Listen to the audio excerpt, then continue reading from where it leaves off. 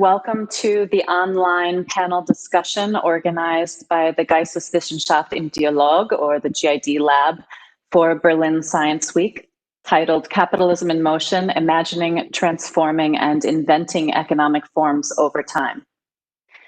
The cooperation partners for this event are the Max Weber Foundation and the German Historical Institute in Rome. My name is Ingrid Greenfield, and I will be serving as the moderator today. The concept for this particular panel was developed by Dr. Carlo Taviani, one of our panelists and a project researcher at the German Historical Institute in Rome. The aim, in short, is to discuss the role of human imagination in creating capitalism, the way people shared ideas and norms through speech acts, and the way replication and innovation have interacted across space and time, forging institutions. Beyond answering that thorny question of what are institutions and where do they come from, the panelists will particularly address topics including the rise of business corporations in the medieval Mediterranean world and beyond, the invention and replication of economic tools such as money, contracts, and joint stock companies, and how the transformation and migration of key components of capitalism occurred across geographies, between cultures, and over time.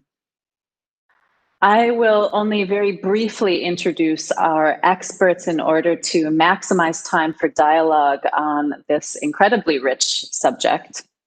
And then I will ask each of the three to speak for several minutes about their own work and how it fits in with today's theme.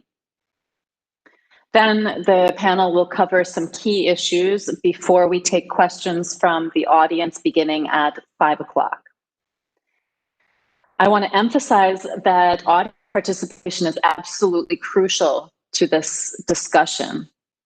If you would like to ask a question, please use feedback. The hosts have created a chat wall. To post a question via tweetback, there's no registration necessary. You can simply create a post anonymously if you like. The link to our Capitalism in Motion chat wall can be found in the description under the video feed on YouTube. And the link is also posted with the live stream embedded on the Berlin Science Week website as well as on the blog. I also want to note that we will share several images throughout the discussion. And although it's not necessary to view the images in order to follow the flow of the discussion, they may enhance your event experience, so to speak. And you can use the same link embedded in the description below the video to access those images, which will be posted on the tweetback chat wall as they come up in the introductions or in the ensuing conversation. Now, on to our experts. Dr. Stefania Gialdroni is Research Fellow at the Roma Tre University Law Department, where she teaches medieval and modern legal history and the legal protection of cultural heritage. She's a specialist in the history of commercial law and the author of the monograph East India Company, Una Storia Giuridica, 600 a 708, published by Il Molino. And most recently, she contributed to Migrating Words, Migrating Merchants, Migrating Law, which is an edited volume published by Brill in 2020. Dr. Ron Harris is professor at the Faculty of Law at Tel Aviv University. His work focuses on the business corporation in Britain and the wider context of legal and economic history, the history of industrialization, capitalism, colonialism, and globalization.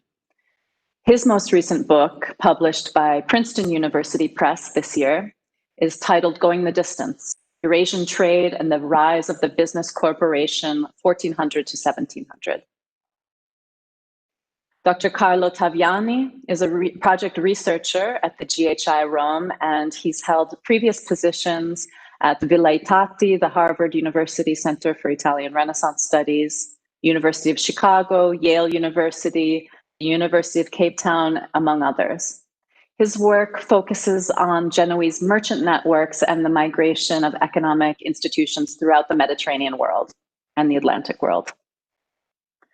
So I'd like to ask Stefania to start us off by introducing her work and how the theme of capitalism in motion figures into it. Go ahead, Stefania. Thank you very much, Ingrid, for the kind presentation, and welcome everybody. And hello, Carlo and Ron. I have been studying commercial law history for a few years now, and in particular, I focused on the history of corporations in the modern era, but before on the development of commercial law in the Italian city-states, with a particular reference to the maritime republics, and in particular Pisa, which was a very powerful maritime republic. And it's particularly interesting because Pisa had very early statutes which are preserved and are dated to the 12th century. So we can study these statutes when it comes to commercial law history. And my focus is on the superstar of contracts in the era of the commercial revolution of the Middle Ages, which is the commenda contract. The commenda contract didn't exist in Roman law. And the origins of this contract are a little bit mysterious, and that's why legal historians fight to find an answer to the question of the origin of the different influences that made the commenda as we know it. But what is this commenda first? So it was a commercial contract widespread throughout at least the Mediterranean Sea and also the Hanseatic region, at least from the 10th century onwards, even though we have examples of an Islamic version of the commenda, which was called kirad, as early as the 6th century AD, of course. So to make it simple, there were two parties. A penniless traveling merchant who needed money to do his business, and a capital investor who stayed at home and wasn't involved directly in the business. He just gave the capital. It was used especially to finance sea voyages. And so the penniless merchant invested only labor, and the capital investor invested only capital, at least in the simplest form of the commenda. So the aims were different for the two parties. The traveling merchant could overcome his lack of money. Otherwise, the capital investor could make profits staying at home and without risking to be accused of usury, which was a problem both in the Christian world and in the Islamic world. Now, as the origins of these contracts are so mysterious, this is a good example that we can use to analyze possible influences from different parts of the world. And this is particularly evident in Pisa because in the foreword of the Constitutum Usus, the statute devoted to commercial law, it is said that Pisa earned its commercial customs due to the dialogue with people coming from different parts of the world. And so the legal historian gets excited because, you know, the dialogue, what does it mean? But unfortunately, when you study the statutes, it's not so easy to find the traces of this dialogue. And so what I tried to better understand is the possible encounter of the Pisa merchants with the Islamic world. The encounter was true. I mean, we are sure about that. But the point is how far this encounter influenced law in particular and commercial law. And the idea is to try to visualize this possible influence using art history also a little bit. So I don't know, is it clear? Do you want to ask something, or I just go on? For now, let's move on, and I'll ask Ron Harris to briefly introduce his work, and then I'm sure we'll come back and dig into this subject of the Comenda. Thank you very much, Ingrid. In a way, what I would like to highlight today, this afternoon, is a continuation of the topic that Stefania is just introduced.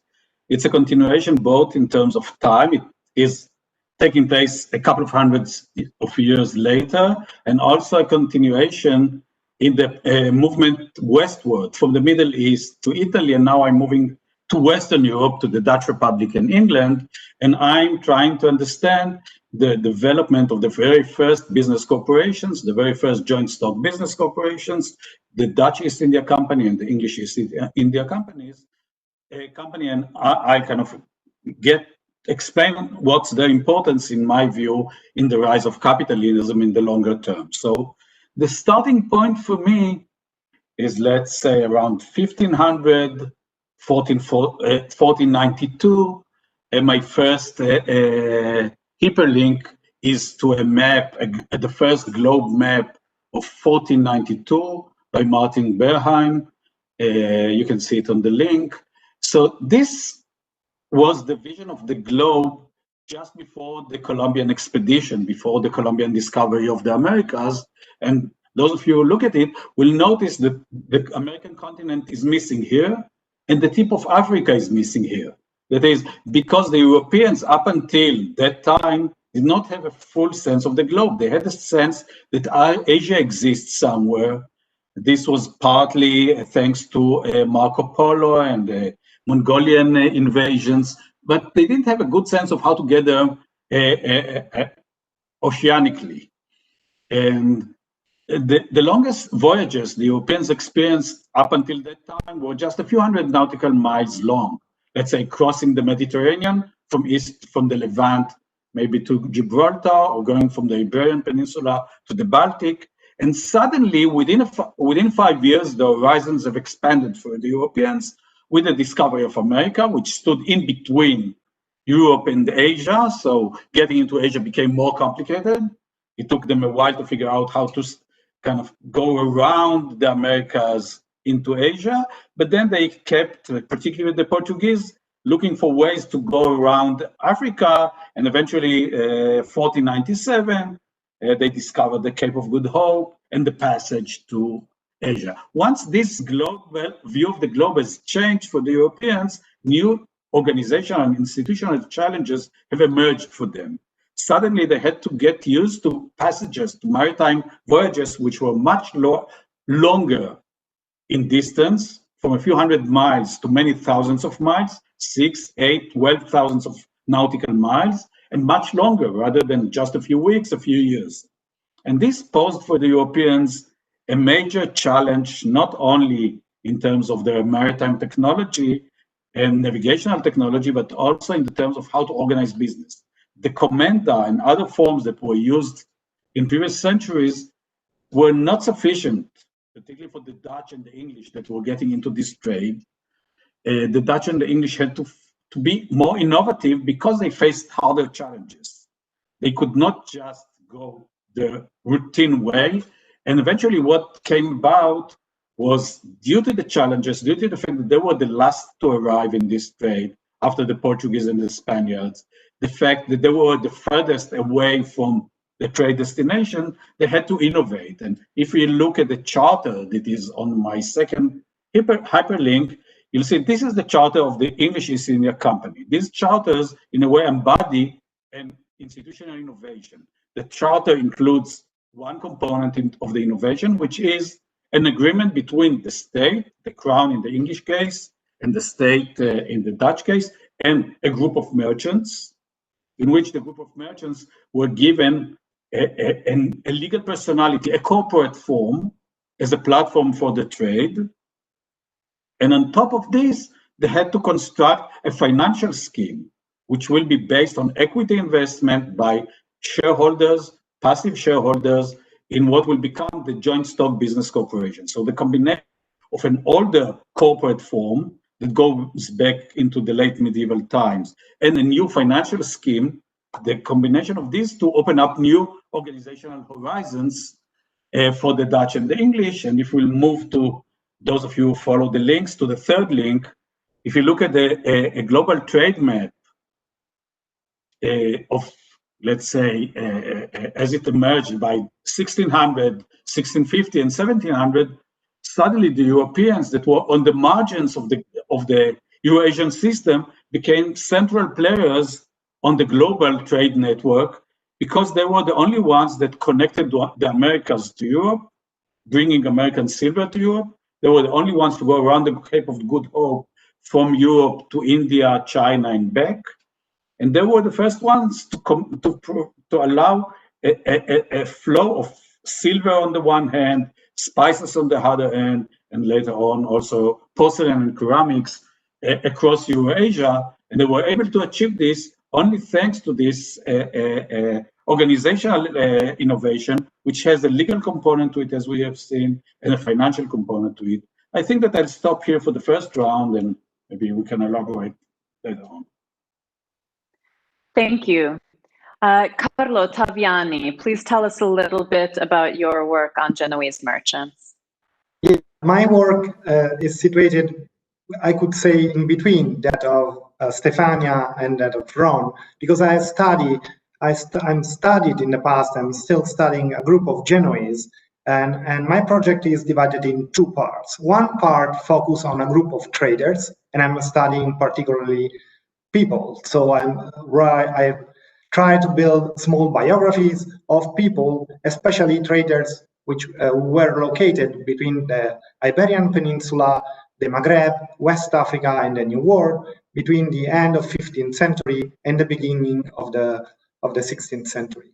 And the idea there is to use an ancient repository, an ancient Italian archive in Genoa, to look at a certain distance, I would say, from the window at Africa, at Maghreb, and then at New World. And the idea behind this is that we have some information about Africa on Maghreb, and less information about West Africa and the New World at the beginning of the encounter between people in the New World and Europeans. So, so far, scholars have mainly explored Spanish and Portuguese archives. And people interested in the enslavement of people in Africa have mainly used the archives for the 17th, 18th century. But here is the idea of my project, is to dig in the archive of Genoa and look folder by folder, paper by paper, the notarial archives, try to reconstruct this ancient network. These merchants were located far away from this city and from this archive, but looking at this notarial archive, we can we can study together documents, a few documents from the Iberian Peninsula and those from Genoa, and putting together, we can have some new information even on history of Africa and sub-Saharan Africa.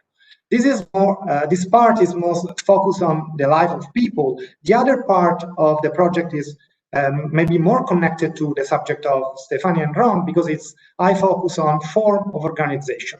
And particularly, I've recently almost finished a research project on the so-called Banco di San Giorgio, the Bank of St. George in Genoa. And that was an institution, organization, which is a bit difficult to describe. It was a sort of public debt, maybe a sort of business corporation. Niccolò Machiavelli wrote 2 pages on the Bank of San Giorgio, and when what we say the first business corporation were invented, those that Ron studies, like the Dutch East India Company, there were people in the Netherlands that looked backwards the page of Niccolò Machiavelli to this story of this Bank of San Giorgio. And one of the main characteristics, which is now lost, is the fact that this public debt corporation, whatever you want to call, possessed territory. And step by step, it ate the state, devoured the territories of the state. So my idea, I started this project looking at Machiavelli and then Adam Smith, and I thought there were similarities between this 15th century organization and the so-called business corporation of later centuries.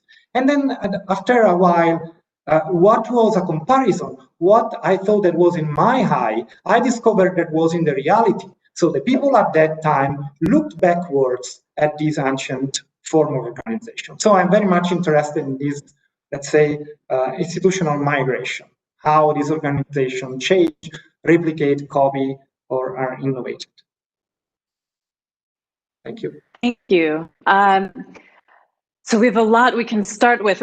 Before we continue, I want to point out for those who may have just joined us that we encourage you, the viewers, to submit questions and comments to the participants, and you can do so via the tweetback link that's posted below the video. And that chat wall is also where you'll find the images that have been mentioned by the speakers and that we'll be returning to. So, Carlo, you brought up the issue of reconstructing history using the archive of the Genoese, and you acknowledged that using a certain body of source material will lead to certain interpretations that privilege the histories of those who produce that archive, and yet there are ways to overcome that natural imbalance when it comes to fleshing out the history of West Africa's economic interactions with Europe. I'm particularly intrigued by the notion of influence or diffusion and innovation that comes up frequently in historical studies of cross-cultural contact, like the contact that are being studied by our panelists today. And how there's sometimes an implied opposition between influence and innovation, as though they cannot both be relevant in the analysis of a given institution, a technological development, or an art form. And I wanted to point the audience to two images that I have brought, which you can find on the feedback wall. These are two ivory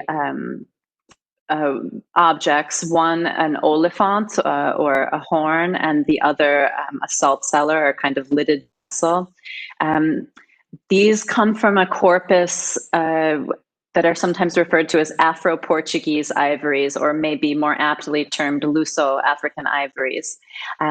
These are ivory objects that were worked by Sierra Leone artists and were among the most highly prized African visual materials that were brought back to Europe in the early modern period from the coast of West Africa after the Portuguese made direct contact there. And inventories indicate that they were incorporated into many private collections across Europe by the mid-16th century. Now, this label of Afro-Portuguese was assigned to them in 1959 by William Fagg, who was a keeper at the British Museum. And he read in their forms and in their imagery evidence of a kind of collaboration between Portuguese patrons who arrived on the west coast of Africa and the African artists or makers themselves. And he saw in them a fusion of two discrete artistic traditions to form a hybrid class of objects that catered to this taste for luxury and what we might call exoticism in the 16th century that's often assumed to be specific to Europe during the Renaissance. Now, I point these out to get a discussion going about influence and innovation, because as you can see on one of these, the oliphant, although it's made in West Africa, there are animals that seem distinctly European, stags and deer, wild boars, hunters with spears, and even the coats of arms of the Portuguese royal house. On the other, this salt cellar, we can see a mermaid around the base.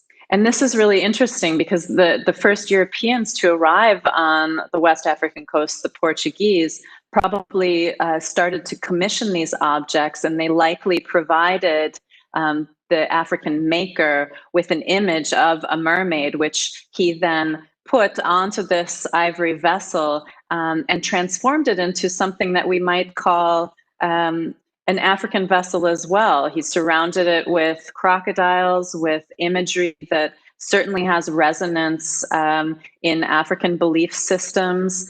And over the next centuries, that image of the mermaid blended with the imagery for local spirits throughout the African diaspora. So anyway, there's, within the humanities, there are various methodologies that are used in order to look at how forms change over time, and with geographic movement, how they take on new qualities, new meanings. And in art history, for instance, scholars could investigate the migration, the transformation of techniques, artistic forms or motifs, but influence, that word influence, implies a power dynamic that might not reflect the nuances of a particular historical context.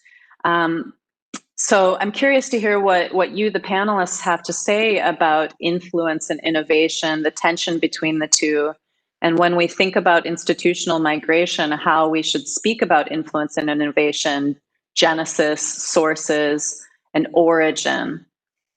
So if any of you has a response to this, or a way that we can dig in with this concept of influence or innovation, I'd love to hear more. Maybe I can say something, I don't know. So I wanted to say something now because I wanted to give some examples of influence, of Islamic influence in Pisa from the point of view of art history, of the production of art, or of the presence of works of art of Islamic origin in Pisa. And maybe we can think about how we can compare this with the migration of law, okay, or with the entanglement of different traditions.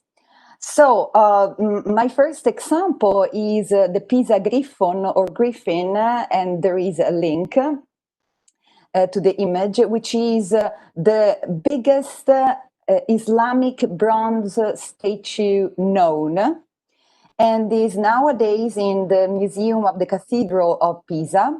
But it was brought to Pisa probably in the 12th century, because we don't know exactly. Here also there are mysteries around. It was produced probably in Andalusia, okay, in the 11th century. And according to the traditional view, it was taken by the Pisa army during the war against the Saracens in the Balearic Islands at the beginning of the 12th century as a war booty, and then put on top of the cathedral. This is the strange thing. And here we have another image, I think, where you can see a copy of the griffon. And the griffon is a mythological beast, a beast made mixing different animals. In this case, we have like the face of an eagle and then wings, but the body of a lion and things like that. Anyway, we have even an inscription on this statue in Kufi, but as it was put on top of the cathedral, people couldn't really notice it.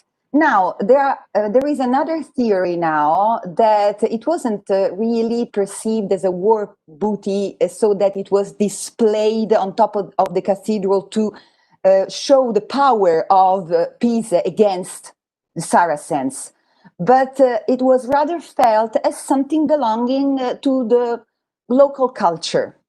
And this is intriguing, because it means that maybe this foreign origin was kind of obliterated intentionally. And the work of art was considered beautiful and interesting and simply used as something belonging to the community. And then there is another example, which is a little bit different, because it's about really the use of Islamic art in a church in Pisa, and it's the case of the Church of San Sisto. And we should have an image here too. And it was built at the end of the 11th century in a Pisa Romanesque style. And on top of the church, the facade is very simple. And then we have this decoration with colored Islamic ceramics. But also in this case, you couldn't really recognize that it was Islamic because there are inscriptions on top also. Because it was far away from the street, on top of the facade of the church. So, and we are sure about the presence of Islamic artisans to do beautiful maiolicas in Pisa in that period. And we are sure about, the contact between the two cultures. But these contacts usually were not so friendly. And this is evident also in the words of a monk, Donizio of Canossa, who is, his chronicle is famous, and he describes the coastline of Pisa as tainted by non-Christian sea monsters, meaning the ships of the Saracens, probably. So the relationship, of course, was not friendly.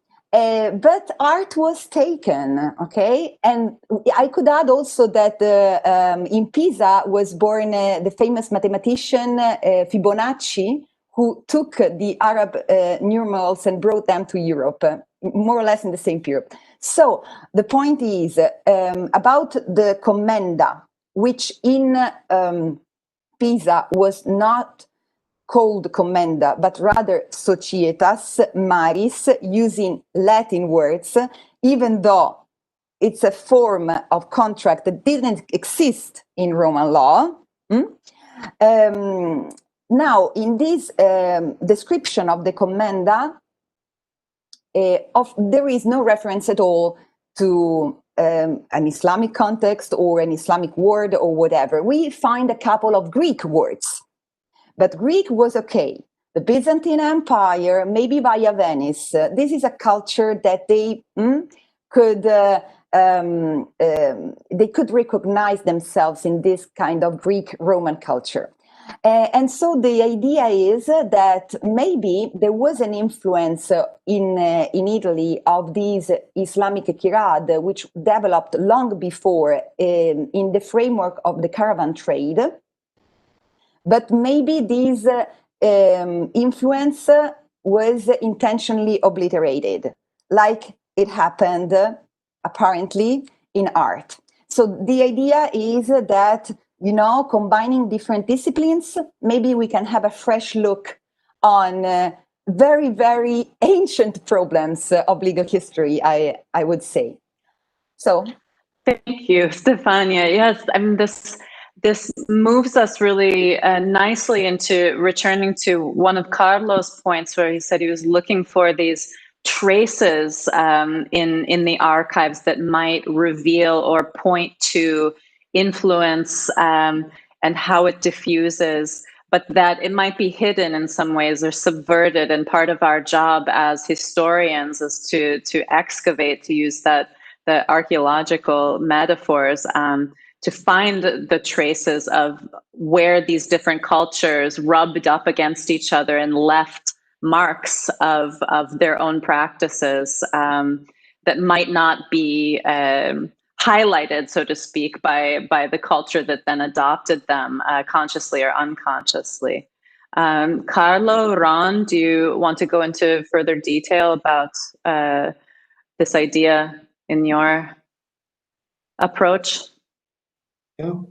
Okay, so one of my images that you can find there, the last one, is a reference to an article, is an Italian article on a subject which apparently is not connected to our subject, which is an article about funerary bas-reliefs of ancient Greek and ancient Greece. And on these bas-reliefs, you find some scheme, what in ancient Greece people call schemata schemes. So you find the images of women. These are women in pain, in sorrow, that lost their child.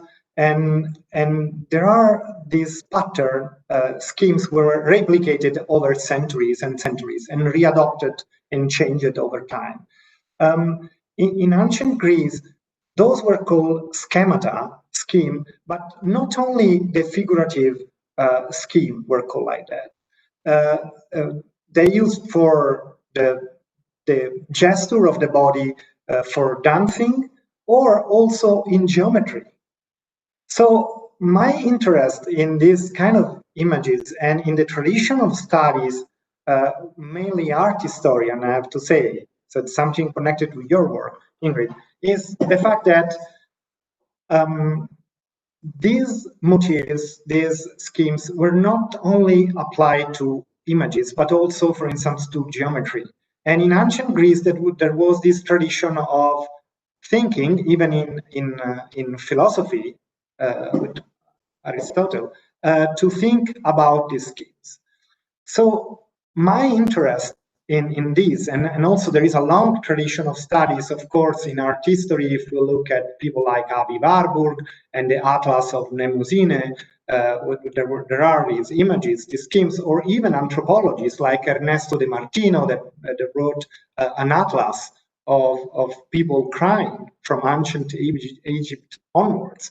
So my interest is that the way some fields in humanities thought about how images migrated over time, maybe we can build some parallel for other kind of things, objects, which are the organization that we study in, for instance, economic history or history of law or history. And I found that there, I mean, of course, those can only be compared. I don't think that it's useful to borrow directly these paradigms, these ideas from other fields. But it is very interesting how in humanities, and especially in archaeology, art history, scholars studied this, the migration process. While in economic history or history of law, it depends. I find that, for instance, the last book of Ron is one of the book, one of the work on which are focusing on institutional migration, how this organization moved over time. And so my question, and also my idea for this panel was, how can some disciplines like economic history or history of law can be put in dialogue with humanities and to try to grasp some methodologies? But it's a kind of comparison. It's I don't think it's possible to borrow directly, because we are studying different objects. I mean, bas-reliefs is completely different from the business corporation. I'd love to hear how Ron responds to this, and you know, Ron, please speak a little bit more about institutions and organizations. You know, of course, as an art historian, I put so much emphasis on the physical object itself and its materiality, and the way that that physical object might move through time and space, ending up in a place like Stefania's church in Pisa. But so much about institutions and the impact that they have on human life is you know, not visible in a way. It can't be boiled down to a form that you can grasp. So, you know, please take us into the realm of the imaginary and how this applies to institutions and organizations. So indeed, it is highly challenging methodologically to study institutional migration, because, as you said, there are no physical objects that are being left around. Sometimes the entire thing is oral, even if there are some written documents, they are just the tip of the iceberg, whereas most of the interesting activity was either not recorded in writing or was lost over the years, over the generations. So this is a huge challenge, let's say, compared to when I looked at the way in which buildings were constructed for trade, let's say the caravanserai or the funduk or the khan. You have the traces, archaeologists, architects study them. When you have, let's say, marine technology, you can find wreckages of ships, you can study them and see how they combine influences from different parts of Eurasia, or even actual woods from different parts of Eurasia. When it comes to organizations, it's much harder. And then in a way you have two ends of this kind of methodological challenge. On the one hand, on the lower end, maybe on the micro level, you sometimes have a single document, maybe a single commenda a contract or a single charter, and you try to give them some sense. And often the only way to give them some sense is through some use of theory. You try to apply theory to them in order to tease out some understanding of what's going on there. On the maybe higher or macro level, when you zoom out, what you could often do is, by having comparisons, try to figure out what's going on in terms of influences. Let's say the example of the commenda is such. You see, I mean, the idea of sharing, doing business together and splitting profits can be found in a variety of ways in various places and various periods of time, starting with crop sharing in agriculture. The harder question is whether what we see here is influenced by what was going on there, and the example of the Kirad and Commenda is a revealing example. Often when you borrow from somewhere else, you are trying to hide the fact that you borrowed. And this is why the Arab institution was given Italian terminologies and was fit to some extent into Roman law frameworks. Another similar example goes with the Armenian commenda. The Armenians had their own commenda. I rely on others in studying them, particularly Sebu Aslanyan. And the story is not only the use of the commenda, but the question, how do the Armenians tell the story of the history of their commenda? And that they try to link it to Italy rather than to Arabia, for religious reasons, ideological reasons, even though it's much more likely that they actually borrowed from those who lived around them in the Middle East than from Italy. So it's highly kind of challenging to try and figure out what's going on because of these kind of concealment efforts and the changes of some of the details. And Carlos, maybe I'll conclude with Carlos' example. It's often very hard to pinpoint on which level was the influence going on. Is it on the details, the specifics, or just the general conception? Let's say the corporate ideas that one could find in the San Giorgio example could just migrate on a very abstract level to some other parts of Europe. And when the idea migrates on a higher level, it's even harder to pinpoint the channel of influence and what was going on there. So influence can go on various levels, and each level poses its own methodological challenges. Stefan, I'd love to have you respond to Ron, and also to tell us a little bit more about the legal language and how the language of law participates in inventing a kind of reality, so to speak. Well, this is a hard question, and the answer could be very long.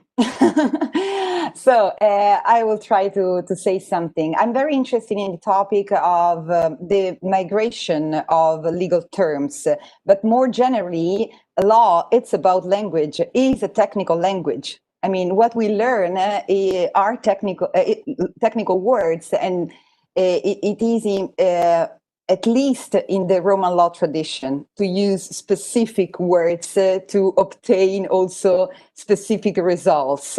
And in a way or in another, even in the framework of commercial law, which developed more with a bottom-up approach, I mean, the tradition of Roman law, at least in Italy, was always there, starting from the rebirth, the Rinascimento Giuridico, the legal rebirth of the 12th century with the, the foundation of the School of Bologna. People studied Roman law, and this model spread all over Europe. So even for merchants, at least in Italy, in the Italian city-states, this model was there in a way or in another. And in fact, they used For example, in Pisa, the Latin word societas, which comes from Roman law, to describe something which is the commenda in reality.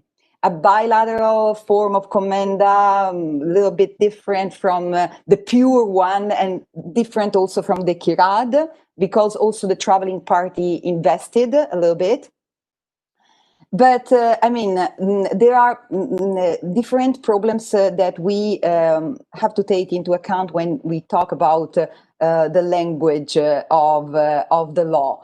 And well, about the commenda itself, I just wanted to say a few words more, because we are dealing with the development of capitalism and the different forms of business organization.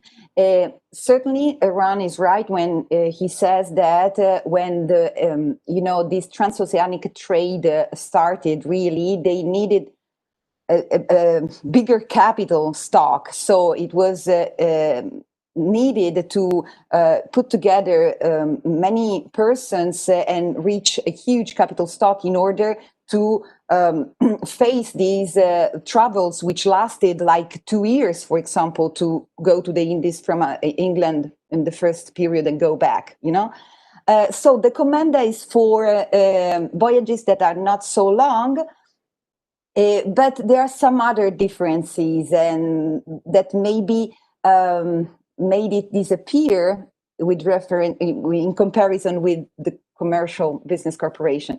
The commenda was thought only for the period of the voyage. Okay, at the end of the voyage, the capital was given back to the investor, and the profits were split between the two parties, even though usually the traveling merchant received only 1/4, and 3/4 of the profits were for the investor.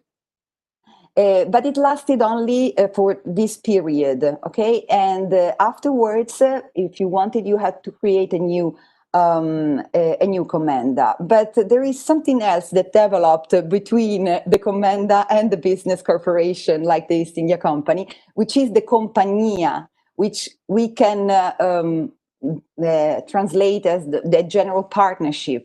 And in this case, it developed apparently starting from northern Italy again, and then southern Germany. But this was a family business. Otherwise, the commenda usually was between two people that were not related. So we have different types of business organizations that, and at the end, something was really successful and was able to, bring a lot of profits, incredible profits to the people, and it was a winning model in the modern era, okay? Also in a period in which then the centrality of Italy fall, because Italy was central for commerce in the Middle Ages, but then, when the new sea routes were discovered, the very dimension of the world changed, and Italy was, in that case, I would say, not able to innovate. Okay, or the Italian merchants, they were very regional and good for a long period, but then something changed, okay? And so maybe they were not able really to follow or to understand the need to innovate. So are you saying that in this case, the legal language set certain boundaries on what was possible for the commenda, or for Italian merchants, for what they could pursue?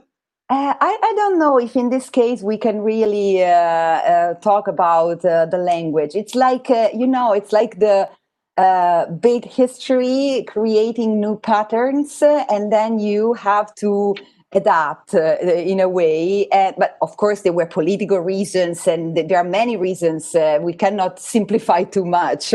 But if we talk about innovation, I would say that the Italians, to say so, were very innovative for the period of the late Middle Ages, commercial revolution and everything, but also more generally in the framework of law because of the creation of the University of Bologna. So late Middle Ages, good period for law and commerce in Italy. And then with the modern era, something changes, and the most important centers of legal cultures migrate outside Italy, I would say, and also the most important commercial centers and the most powerful, of course, nation states. So everything changes, but commerce plays a role, certainly, in the rise of England, for example, as a world power. Absolutely, the East India Company. What do you think, Ron? I'm not sure. I think that Ingrid might want to move to Carlo, but I'll just add briefly. Sorry. I'll add briefly that if one thinks of what was the actual role of law, so England is a common law country, whereas Italy and the Dutch Republic were civil law countries in terms of the linkage to the Roman law tradition. Nevertheless, both England and the Dutch Republic found a way to kind of re-engineer the business corporation. So I don't think that law is the key. I think that kind of desire, motivation to go overseas, coupled with difficulties and challenges that had to be overcome, and coupled with, and I think that's very important compared to some other countries, not necessarily the Italian cities, coupled with the ability to negotiate with the state some level of autonomy for the business corporation. Because at the end of the day, the business corporation is kind of an interim institution in between the individuals and the families on the one hand, the partnerships and the commendas, and the state, which also ran large enterprises. Let's say the Portuguese and Spaniards had an important crown or state role in them. So the corporation is an in-between level, and to create this space between the state or the ruler on the one hand and the family on the other hand, you had to have some, what I'll call institutional framework, not necessarily fully legal framework, in which the state will be somewhat constrained and somewhat forthcoming to these various associations, rather than trying to crush them, prevent them from developing and expropriate them. The state was willing to entertain these associations. If I jump into the conversation, what I see is something in between, again, what Stefania and Ron are studying. That is that if I look at the Genoese traders between the 15th and early 16th century in the Mediterranean and into the Atlantic, between the Iberian Peninsula, Maghreb, West Africa, and the New World, what I see is that sometimes there are very light forms of organization. And there is also a problem that if we look at ancient cities, such as cities in the Italian peninsula, which have very old repositories of archives, like Genoa, for instance, we can see some, we call it this complex term, some institution. So we see commenda, which are used in order to trade toward Maghreb, West Africa, and Atlantic. And then when we move slightly toward the westwards, and we use other archives, we don't see the same traditional tools. So either they disappear, or it is said that over time became kind of private contracts, and so that people didn't show up to the notaries because they could solve privately, or so it's a matter of preservation of sources, or maybe it's something different. It's because they use different tools. In any case, what I see are kind of light tools used by these traders. And then if I look at Portuguese world, there are some institutions that were forged mirroring some religious institutions, like the Order of Christ, which was used to as sort of first colonial enterprise. And then when I look at tradition of the business corporation that have run for the 17th century, it's something different from this world. But again, if I look at the medieval world in Genoa, and for instance, if I look at the case that I've studied in the past, the Bank of San Giorgio, that was exactly a kind of institutional framework between the traders and, if you want to use this word, the state. But not when I look at this phase of economic expansion, let me use this very old terminology, for the early 16th century, those traders used very light forms. When I look backwards to the medieval period, again, a traditional term I'm using here, and the Genoese so-called colonies in the East, then I see the institutional framework of these kind of institutions which are between traders and the state. And I think that there is where I think that even, for instance, you, Ron, think that the territorial power of the business corporation is something which has been developed very lately with the 17th century British East India Company, BOC, but was not very important thing for this business corporation. For my case, it is important. Very old institution, the Bank of San Giorgio, the fact that was in between the traders and the state allow for a certain territorial space of occupation. That's why the state, step by step, gave piece of land, of territories to this, whatever you want to call it, sort of corporation, public debt, private public debt. So that's what I see. Thank you, Carlo. I'd like to ask more about this particular period of the late Middle Ages and the 16th and 17th century, because as a layperson, usually I think about important financial institutions like the business corporation or national banks emerging in the 17th and 18th centuries and the Industrial Revolution. So what happens when we pull it back to the Middle Ages and locate some roots of capitalism as far back as the Middle Ages, and then moving into the 14th and 15th centuries? And then along with that, what is the role of exploration when we talk about the development of capitalism? How is capitalism and exploration linked in the 14th and 15th centuries in particular? That's an open question to all of you.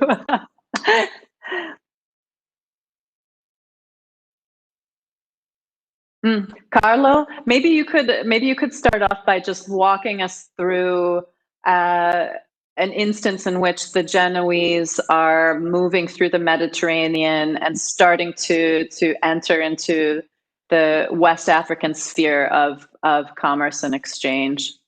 Sure. I mean, that's an important topic. It's also, I mean, there is a long tradition of studies between the possibility. There was a sort of colonial world in the Middle Age, and that was transplanted into the Atlantic, basically, in the early modernity.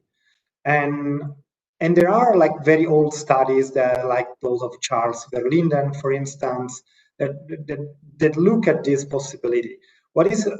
What I think is interesting for our conversation is that fact that some scholar in the past have looked at the possibility that some institutions or form organization could have been transplanted from the medieval world to the, let's say, to the early modern world, looking for instance, to the plantation complex. So, or the way that people were enslaved. For instance, the Genoese had trade posts on the coast of the Crimea in the Black Sea.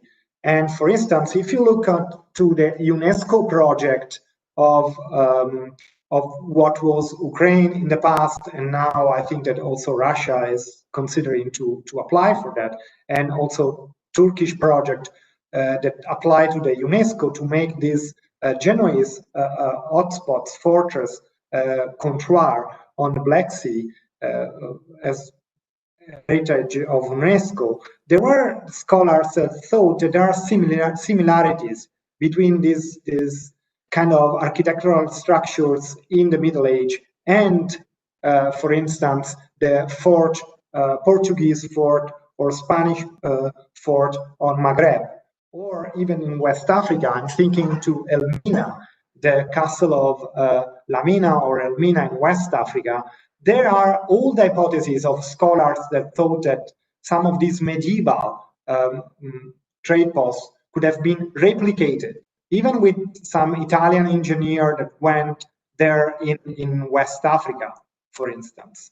But those are so far some hypotheses that could be studied with material culture together with institutional migration, I think. And I don't know if, like, I show some of the fort of the Dutch East India Company and the Bank of San Giorgio to show there are similarities on this. But again, I think it's very difficult to demonstrate the transplant process, the migrational process of this material culture of this architectural structure. And you know, now moving to this idea that I brought up of the connection between exploration and capitalism in this so-called age of discovery, and in the centuries surrounding that. Ron, with the development of your business organizations, and also Stefania with the Dutch East India Company, to what extent does their success depend on pushing frontiers forward and finding new geographies, new cultures, new materials and resources in order to keep expanding and building? So for me,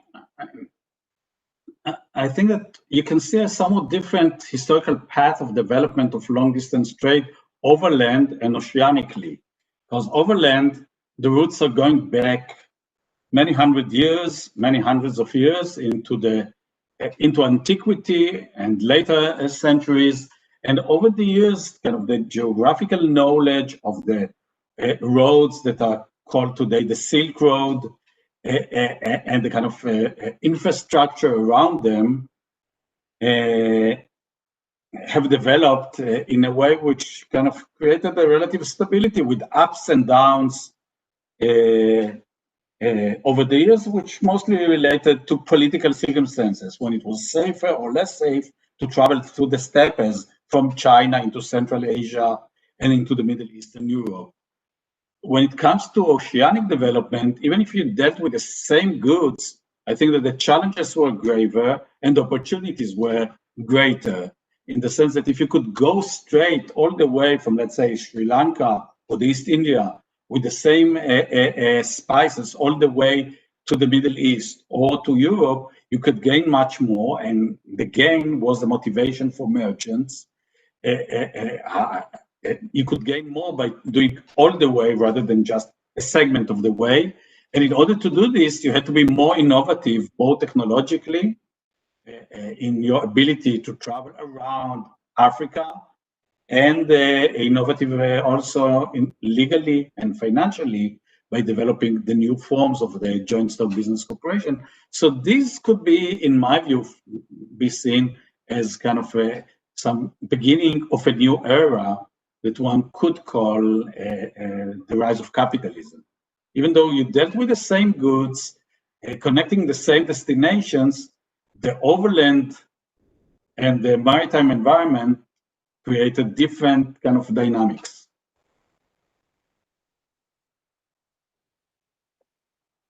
So innovation for you. Oh, sorry. Go ahead, Stefania. Please respond. No, I don't know if I have just a couple of minutes. Because you asked about explorations and these new dynamics. Okay, of course, I agree with what Ron has just said, and especially that the aim of merchants was to make profits. And I mean, this is like the same for many centuries and millennia. But so what I want to say is that the new trade sea routes certainly opened new scenarios that changed completely everything. But the merchants of the East India Company, for example, they were really interested in finding spices, especially in the Moluccas, and going back as quick as possible, but and sell the spices and make profits. But what is interesting to me is that, according to a certain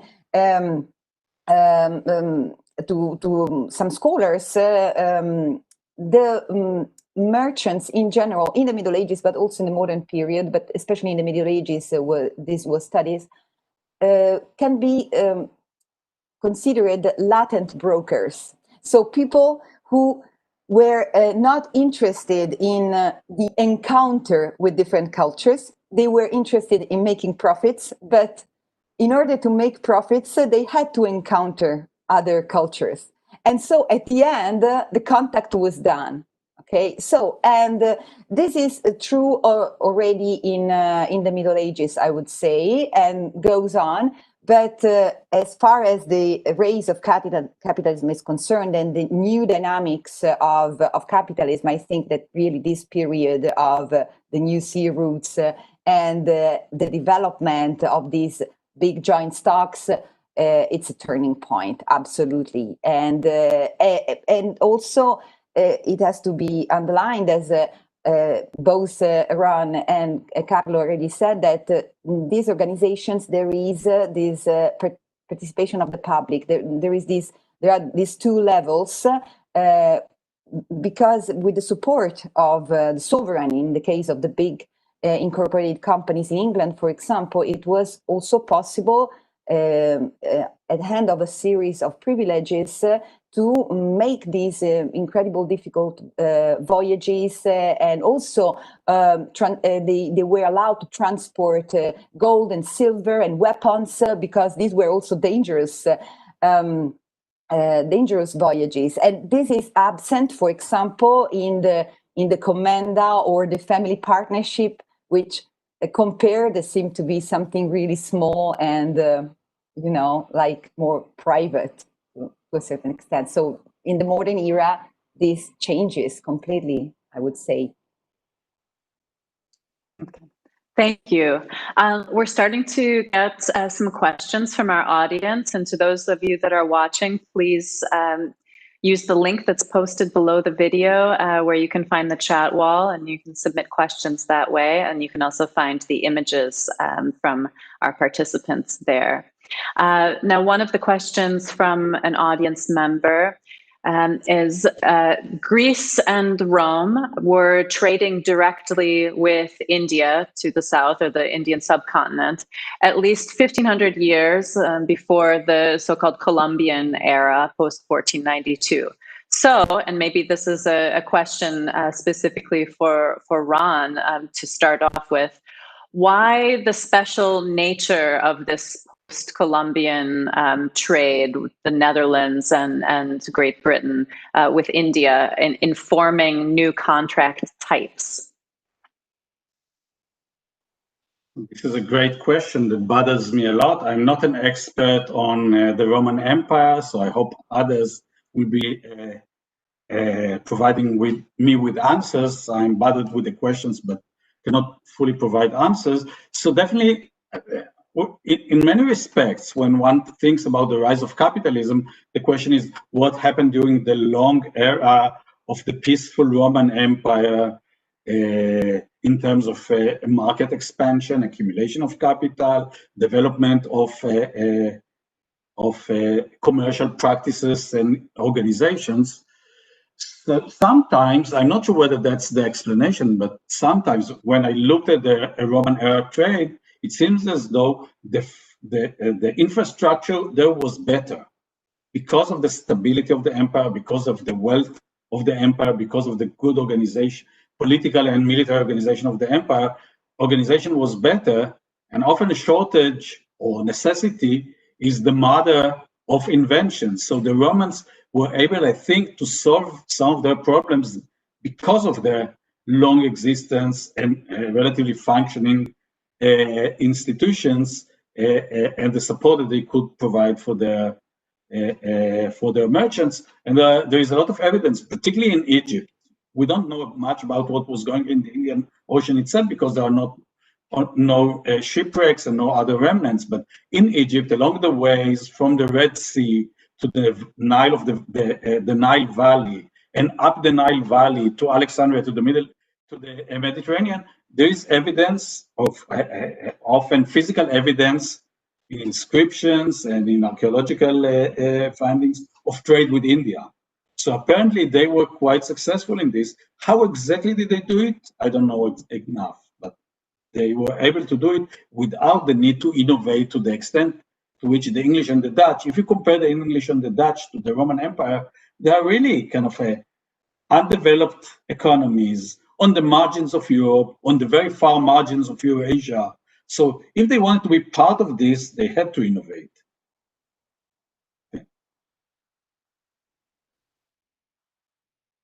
If I can say something about this question, I'm not an expert at all on the longue durée process, but what I find interesting is also that not only words are migrating, but also this form of organization, whatever we want to call institutions. So I don't know then in the end if it's capitalism, which is in motion, and then where capitalism is going. I mean, we can see nowadays, I mean, it's quite complex to answer this question, because I don't know if it's like a strong, rational direction of capitalism.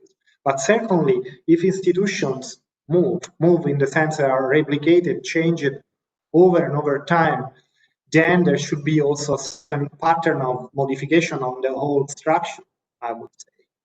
So I don't know if just like, yes, words migrates, but also something which is the words built, that the fiction, that this imagination builds also migrates.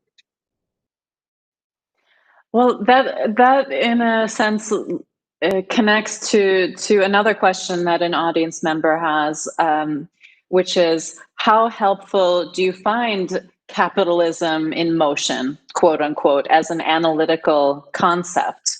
Or is it just a catchy phrase? People like merchants, settlers, sailors, soldiers move, merchandise and ships move, words are migrating, as Stefania said. But in what sense does capitalism move?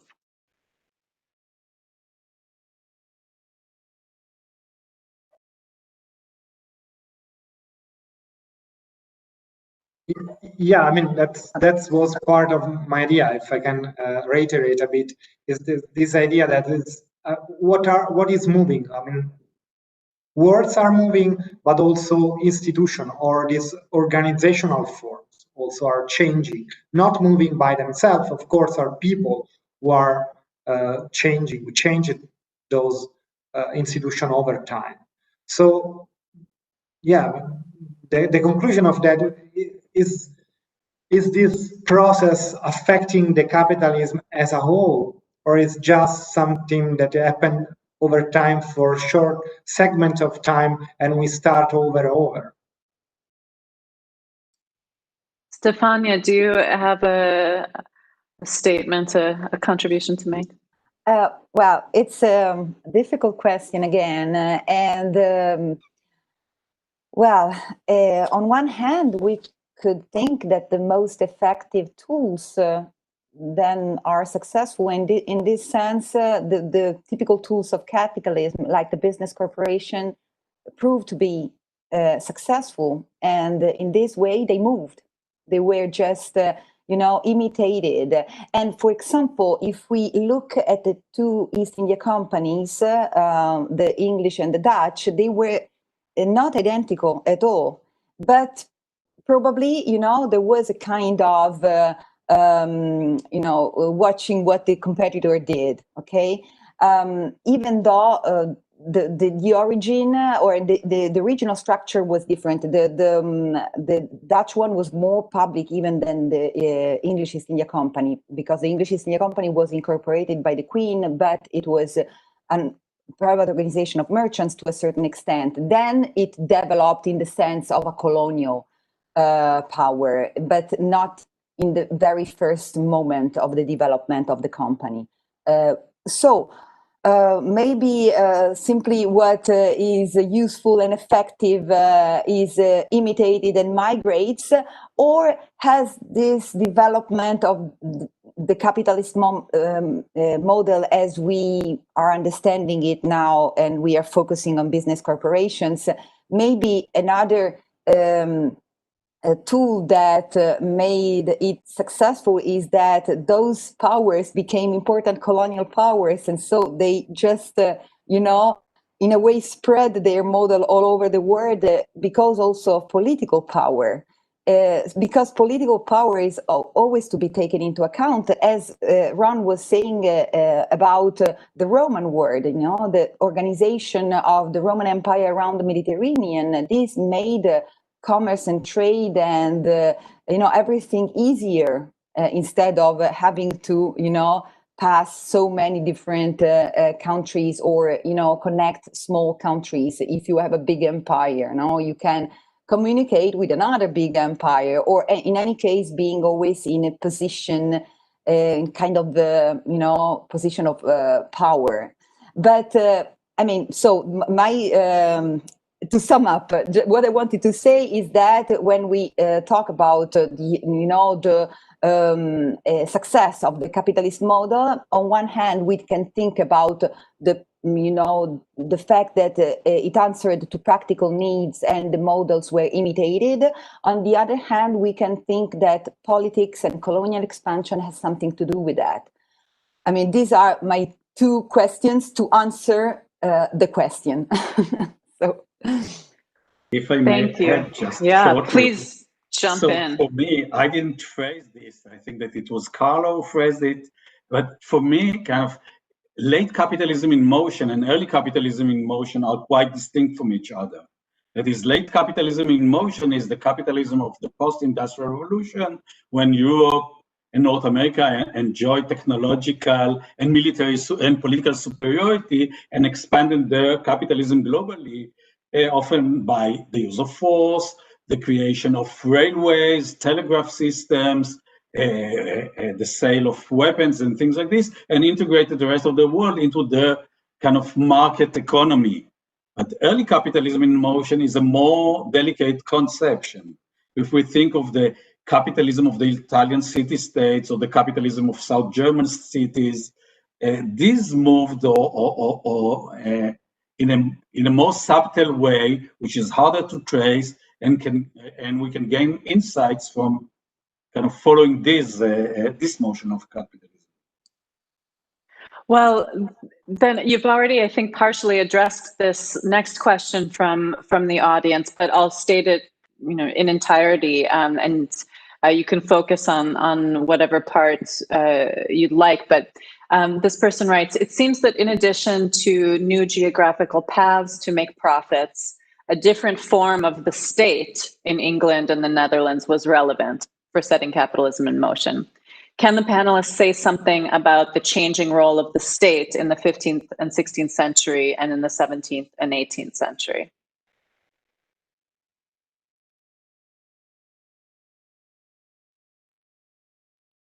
Maybe I can say something about England. I know more about England than about the Dutch Republic, even though I write about the Dutch Republic. I don't feel it an expert. So in England, you can definitely see the 17th century as a crucial turning point for the state for a variety of reasons. The post-Reformation rise of the Anglican Church, the separation from the Roman Catholic Church, the strengthening of Parliament, the strengthening of the common law courts, the growing need because of the religious wars of the 17th century to raise more funds, not only through taxation, but also through borrowing from the wealthiest segments of society. All of this turned England over the 17th century into a more constrained constitutional monarchy. And this constrained monarchy was able to convey what's called in some of the political science and economics literature as credible commitment. Credible commitment not to expropriate, not to intervene to a greater extent, some level of maybe what we could call a rule of law. And this level of rule of law allowed those merchants and financiers, those early capitalists, to feel more secure in England than in some other parts of the globe, in a manner that I kind of created for them a sufficient level of certainty in investing, in innovating, in accumulating, and by this moving capitalism forward. If I may say something, if I look at the case of Genoa, for instance, that also depends on what we intend with the word state. So, for instance, if I look at the comune of Genoa in the Middle Age, it's not something which can be completely compared to a state of the early modern time. Also, because, as I said, of a question of terminology.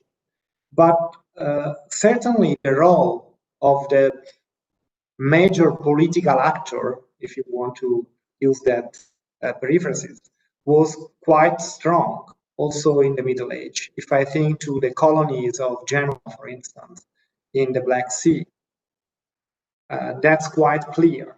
Now, how that is related to the institutional framework of, let's say, its private actors, that's very complex. If I look at Genoese traders in the Middle Age, or then if I look at the Dutch or the British East India Company, those are very different kind of institution. What I think is that, let me reply in this way, it's a bit of defensive way to this complex question, that in the past, the way that historians have considered the role of the state as derived mainly by a conception of the 19th century scholars, where the state was very important for instance, German school of law. And into this story, it was not yet inserted. They consider very much the role of the business corporation. So if we consider now the studies on the state, political history nowadays, they are consistently including the role of business corporations. I'm thinking, for instance, at work such as the company state, for instance, of Philip Stern. So if we reconsider the role of the state from this perspective, which includes also the business corporations, more private actors, then all the narrative change. But I'm not sure yet what also changed for the Middle Age, because also the Middle Age, as I said, saw an important participation of the main political actor, which, if you don't want to call it the state, you can call the comune or some res publica. So it's also a problem of perspective and historiographical perspective. Thank you. I want to pivot a little bit and ask you, all three of you, about competition and how competition enters into this discussion.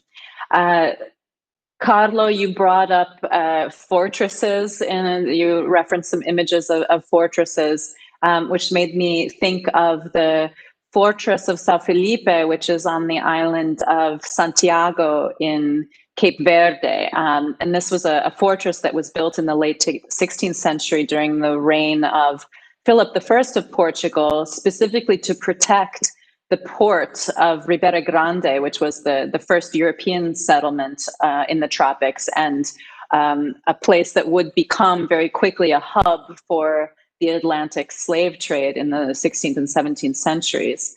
That fortress was built in part as in response to an attack by Sir Francis Drake on that island. And with this talk of the state, how does competition between states or between comune come to be a driving force in something like the innovation of institutions, or the way that merchants respond to outside forces that infringe upon their business practices? Maybe Stefania, would you start off by talking about Pisa, especially as a Yeah, thank you. I would say something about that. As usual, I don't have an answer, but rather other questions. But anyway, someone said that if the maritime republics, and especially Genoa and Venice, would have joined instead of being enemies and fighting each other, they would have created the most powerful empire of the Middle Ages. But the maritime republics, they fought against each other. Now, the point is it true that they would have been more powerful if they had joined? I'm not sure, because certainly competition played a role. And in demonstrating, I'm more powerful, I'm better, and I'm creating, more effective laws, for example, or more effective legal tools for commerce. Why not? This is what we see again in art history. This is something we said in the beginning, but it's very typical of the Italian comuni to fight against each other, or better compete from the point of view of art. My city is better than yours, and my cathedral is bigger and higher, and I have the most important artists. So it was also in this sense, maybe we can say that competition made art flourish, and maybe made also commerce flourish. I don't know, but some people. But on the other side, I also have to underline that, of course, wars caused a lot of damages. So fighting against each other meant also losing men and ships and whatever. So again, I don't have an answer, but I think that in many different respects, the competition between the Italian comuni made them flourish. And in some cases, when there was a common enemy, to fight, they joined, when it was really the case, like against, I'm not talking about the maritime republics, but about the Italian comuni of northern Italy. They joined against Frederick I, the Pope, because they wanted their autonomy to be recognized. But in that case, they fought and they won against the emperor. So when they really needed it, they could also join. So maybe competition was something good for them in general, also from the point of view of commercial development. Thanks, Carlo and Ron. Anything to add on competition? Yeah, in the Italian peninsula, there was also an internal competition within the same cities. So there was a kind of, let's say that the competition between cities somehow mirrored also the internal competition between factions. And what I see, if I look at 15th century Genoese context, for instance, is that at a certain point, this institutional framework that was the Bank of San Giorgio emerged as a competitor against the comune, against the state. And one of the reasons for its success was that it's resolved somehow the internal competition between factions, which had affected the political life into the comune. So at a certain point, let's say the trade and economics in Genoa was in need for like less frictions, and somehow these institutions managed to solve, also abolishing. There was no main charge. There was not a central political a chair like the Doge, which existed into the comune, and so the families of the comune, they fought against each other because they wanted dogeship. When this sort of bank and public debt was built, there were like 8 offices, 8 people in charge, and that somehow absorbed the internal friction. So sometimes a sort of institutional framework was required, also without the factional strife. So I would say that it depends from the moment. These cities prove, the history of this city prove that sometimes they needed for like just money, financial structure, and they wanted to absorb some of the internal conflicts. That's my impression. Thank you. Again, a slight redirection. Talking about competition, of course, we can't help but think about winners and losers, and we've skirted around talking about how profits and risks bring in a certain instability or uncertainty, and failure is inscribed in the everyday, we might say, but how is failure passed down through history? And are failures, large and small failures, as important as successes to you in your work as historians? And I'm interested in talking about failure and how it fits into history, because as economic disparity and income and wealth inequality in the US in particular come under increased scrutiny, the failure of capitalism is increasingly under discussion. So I'd love to hear your thoughts on failure. Boom. So maybe I'll give it two different takes, one more concrete and one more general. So one of the things I'm interested in is roads or paths that were not taken or were taken to some extent, but then were blocked. So let's say I look at things that look functionally somewhat similar to what we know as the business corporation, let's say the Waqf in the Islamic world, or the family clan in the Chinese world, and I'm trying to figure out how far did each of these go, when did it stop or blocked, and if we conceive this as a success or a failure, I'm not sure, but so it's often the case that once the Europeans were around, they blocked parts of development that were created in other parts of Eurasia because of their presence, because of their powerfulness, because of their impositions. So some of those alternatives were blocked by the Europeans. On the larger scale yet, so one way of my understanding of what business cooperation provided us with is the ability to cooperate and collaborate with strangers on a non-personal basis. That is, to get large-scale cooperation between investors, let's say in shares, in the largest business corporations. So is this a success, being able to collaborate with strangers, or are there advantages in not doing this and rather collaborating with only with those you know best or you know better, which is often the way of doing business in many other parts of the globe. So in China, that's often the case. In the Middle East, that's often the case. You rely on those and you trust those that you get to know over time. So the impersonal model is not always a success story. You can see major failures in capitalism. Let's say the subprime crisis of 2007, 2008, in which the largest and most advanced and complicated and sophisticated business corporations, the investment banks, collapsed altogether, and a huge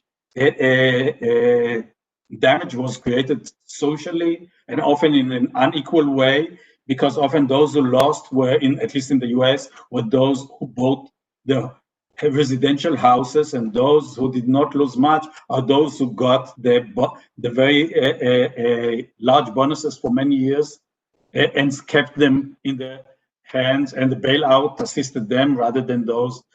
So I'm not sure that impersonal collaboration is necessarily a success and not a failure.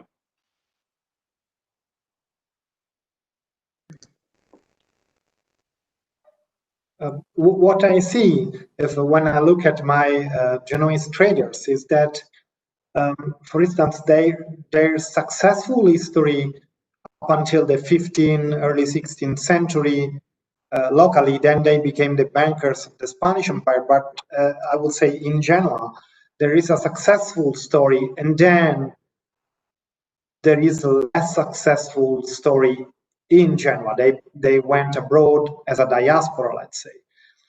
So what I see, what is interesting for me is that once the business corporation are settled down in the Netherlands or in England, then I mean, there was some kind of influence or this story about this previous institution of the 15th century, which was somehow new by people in England and in the Netherlands. But once the big corporations were created in the 17th century, this story is not more part of the memory of Genoa. So when you look at the papers in 17th century Genoa, they don't recognize anymore their, let's say, this kind of influence. So they are settled in a new pattern. They are following, they're trying even to imitate the Dutch East India Company, but this memory of what were these, this kind of similar institution in the Middle Age, they didn't recognize anymore these similarities. It were people in England, people in the Netherlands who recognized, who were on the edge at that moment, but had huge capital investments and could create this business corporation, which looked backwards to the Mediterranean, the Italian peninsula. But then the people were in southern Mediterranean, let's say, failed from this point of view, didn't look at their tradition. They try to imitate now at that point the new forms, organizational form, which were being created at that time. So it's interesting for me to see this sort of the moment which were at the peak of the let's say economic expansion, how people looked backwards. Thank you. As a kind of closing question, I want to turn again to innovation. This discussion has really reinforced for me how historians can play an important role in economic analysis, if we want to call it that, because you introduce the nuance, the human element in this narrative of capitalism or capitalism in motion. Now, thinking historiographically, why are concepts like creativity, imagination, innovation, as well as healthy competition, which we've just talked about, so linked to capitalism? And when did people start linking these terms specifically to capitalism, and how did they achieve such an entanglement to the extent that, again, particularly in the US, in my mind, powerful individuals, corporations, political parties can continue to essentially threaten the general population to maintain the status quo by claiming that without free market capitalism, there will be no more innovation, no more imagination, and thus no more societal progress, because there won't be any incentive for individuals or businesses to pursue profit above all else. So does this have to do with who is writing the history of early capitalism over the 19th and 20th and 21st centuries and their ideological motivations?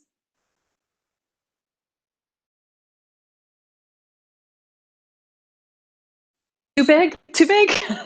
Too controversial?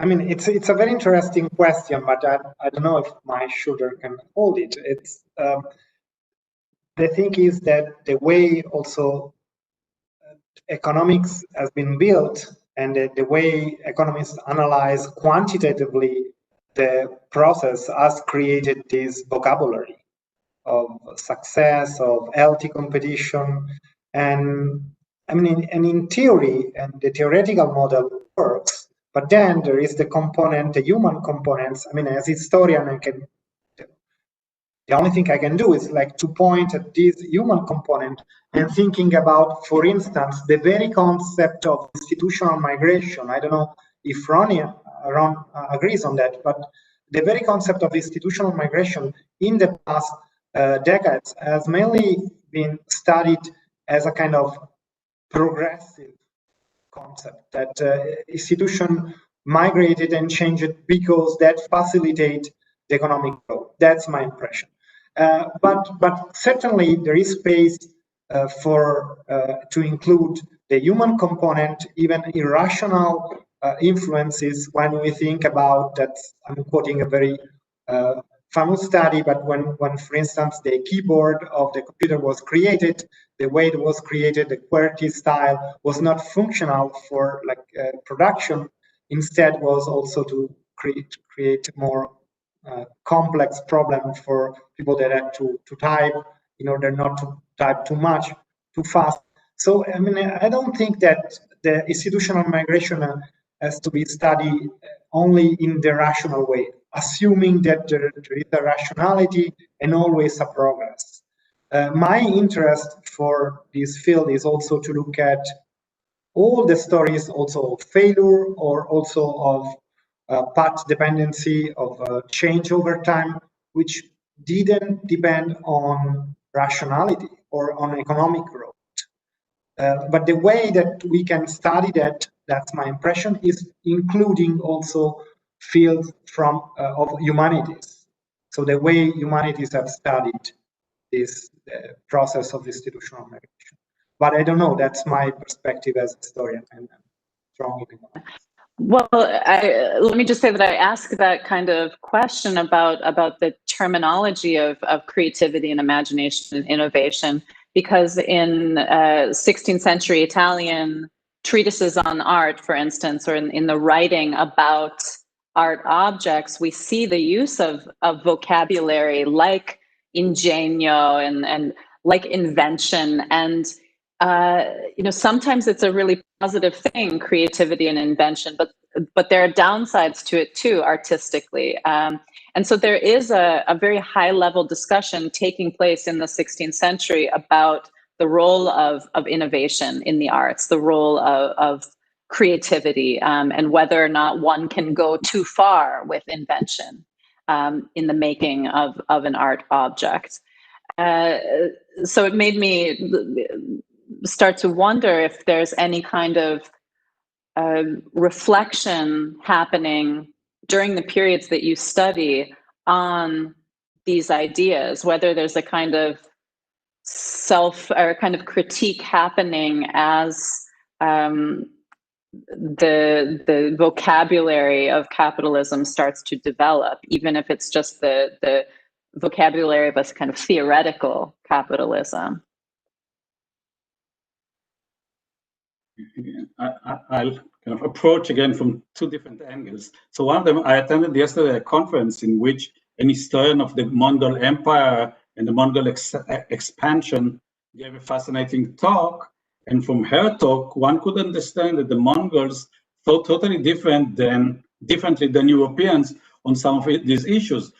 The idea of accumulation did not occur to them as a positive idea. They did not want to accumulate. They wanted to kind of maintain and preserve and circulate rather than accumulate. So, and this does not mean that they were not innovative. Many of the great ideas that the Western culture have used in future centuries arrived during the era of Pax Mongolica from the East, and thanks to the Mongols. So accumulation is not necessarily attached, I think, to innovation. And if you talk about the kind of the responses during the era, let's say, of the invention of the business corporation, obviously not everybody was enthusiastic about the business corporations, but not necessarily for the reasons that we might want them to be as kind of anti-capitalistic critique. They were against because they were often landowners, aristocrats and gentry, and the old order served them well, gave them wealth and political power, and they viewed the kind of these new institutional frameworks as threatening the order by kind of providing opportunities for upward mobility to new groups in society and for greater political influence for these groups. So the fact that you are objecting, let's say, the joint stock business corporation doesn't necessarily mean that you are kind of publicly spirited.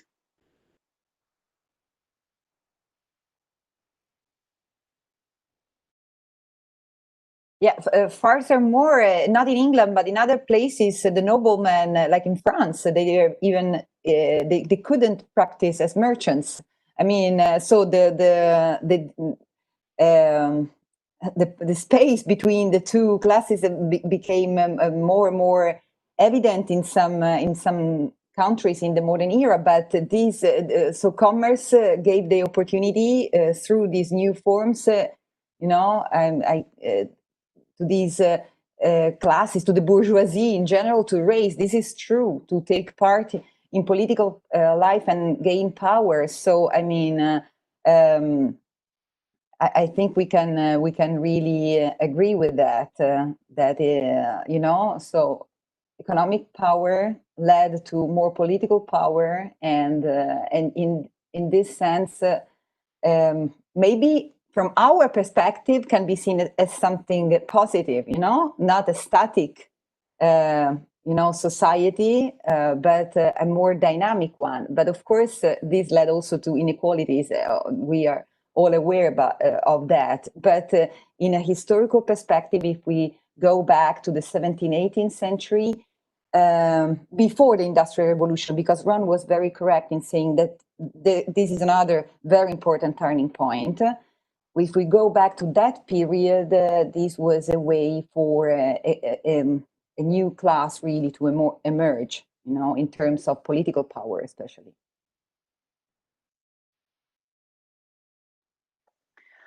Okay, I want to thank our panelists, Ron Harris, Carlo Taviani, and Stefania Gialdroni for participating in this panel discussion. And thank you to Marlena and Madeleine and the staff of the Max Weber Stiftung, the Max Weber Foundation, and the German Historical Institute in Rome for serving as the partners for the presentation today, and Berlin Science Week for allowing us to present some of our historical views and how we as historians and scholars might contribute to these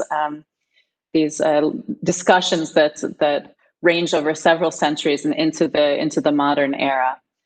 So thanks again for joining us, and have a great night. Thank you.